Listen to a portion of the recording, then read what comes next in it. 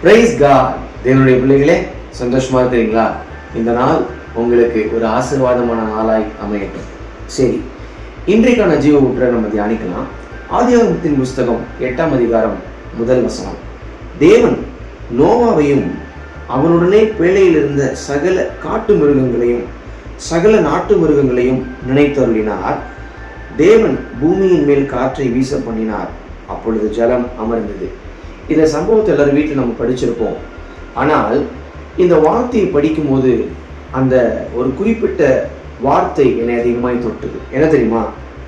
தேவன் பூமியின் மேல் காற்றை வீச பண்ணினார், அப்பொழுது ஜலம் அமர்ந்தது. அதற்கு மேலுள்ள ஒரு வசனம், நினைத்தருளினார்.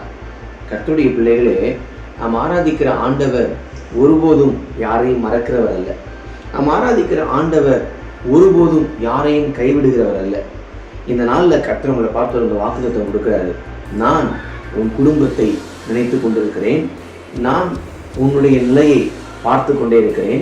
நான் உன் பிள்ளைகளுடைய வாழ்க்கையை அறிந்திருக்கிறேன். எல்லாவற்றிற்கு மேலே நான் எப்படி சொல்ல விரும்புகிறேன், உங்களுடைய சபையின் மேலேயும் உங்களுடைய ஊழியத்தின் மேலேயும் கர்த்தர் இன்னும் நினைவுள்ளவராக இருக்கிறார்.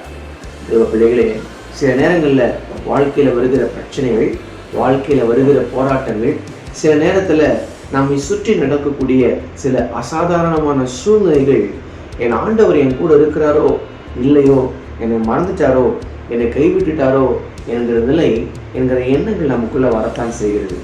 ஆனால் இந்த வார்த்தையை நீங்கள் கேட்கும்போது மறந்துடாதீங்க. அது ரொம்ப அழகாக வசனம் எழுதப்பட்டிருக்கு. தேவன் நோவாவையும் நினைச்சாரு, அவர் குடும்பத்தாரையும் நினைக்கிறாரு. அங்கே அந்த படகுக்குள்ளே இருக்கக்கூடிய, அந்த கப்பலுக்குள்ளே இருக்கக்கூடிய எல்லா மிருகங்களையும் கர்த்தர் நினைவு கூர்ந்தார், நினைத்தருளினார். தேவ பிள்ளைகளே, கர்த்தர் ஒருவரையும் மறந்து போவதற்கு அவர் அநீதியின் தேவன் அல்ல. ஒருவேளை உங்களுடைய உள்ளத்துக்குள்ள, இருதயத்துக்குள்ள அந்த கேள்வியோடு உட்காந்துருக்கவங்க, சும்மா உங்கள் மொபைல் ஃபோனில் நீங்கள் அப்படி ஸ்வைப் பண்ணிகிட்டே வரும்போது இந்த வார்த்தை உங்கள் காதில் விழுந்திருக்கும் அப்படின்னா, இன்னைக்கு கர்த்தர் உங்களுடைய உள்ளத்துக்குள்ள ஒரு நம்பிக்கையை மறுபடியும் கொடுக்குறாரு. நீ பயப்படாத, நான் உன்மேல் நினைவுள்ளவராக இருக்கிறேன். நான் உன் குடும்பத்தின் மேல் நினைவுள்ளவராக இருக்கிறேன். நான் உன் பிள்ளைகள் மேல் நினைவுள்ளவராக இருக்கிறேன்.